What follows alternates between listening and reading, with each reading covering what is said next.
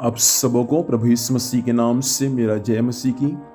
प्रियो, मैं जीवित परमेश्वर को धन्यवाद देता हूँ जिसने आज के दिन हमें संभाला। परमेश्वर का धन्यवाद हो।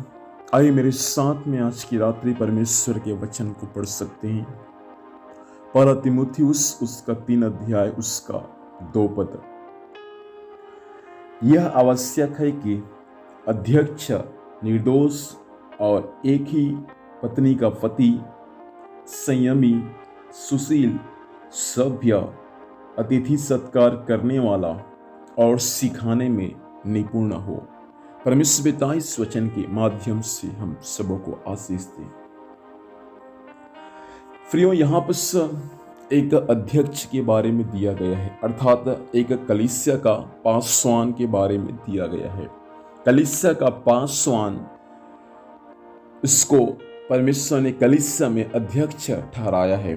उसको कैसे और किस प्रकार से रहना चाहिए लिखा है। सबसे पहले कलीसिया के पासवान को निर्दोष होना चाहिए। मेरा मुख्य विषय है कि इसमें दूसरा भाग में लिखा है एक ही पत्नी का पति।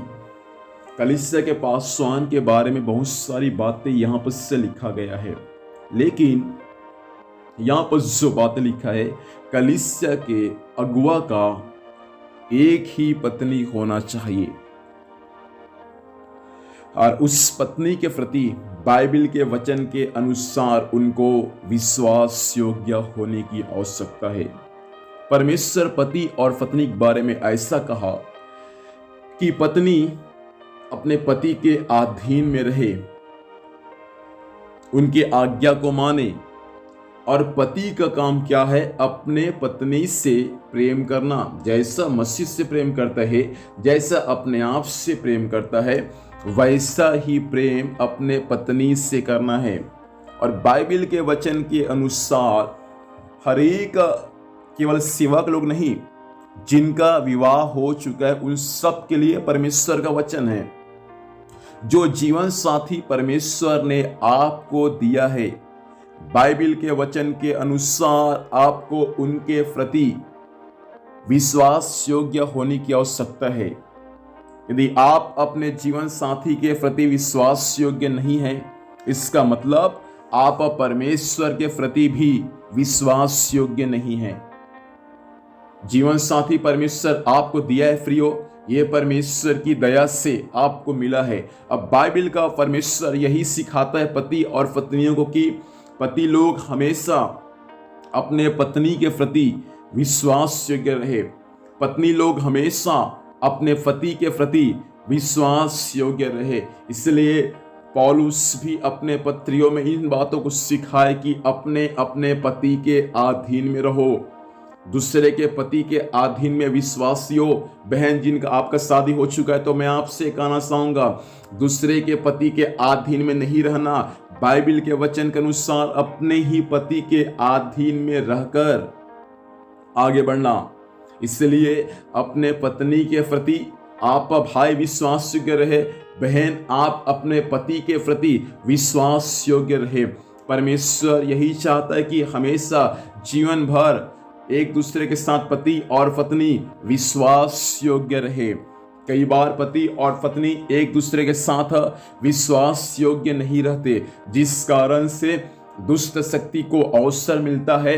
और शैतान जब अवसर मिलता है तो शैतान काम करता है और परिवार को, अर्थात पति और पत्नी को अलग कर देता है। इसलिए सावधान, परमेश्वर ने आपको जोड़ा है तो जीवन भर एक दूसरे के प्रति आपको विश्वास योग्य होने की आवश्यकता है।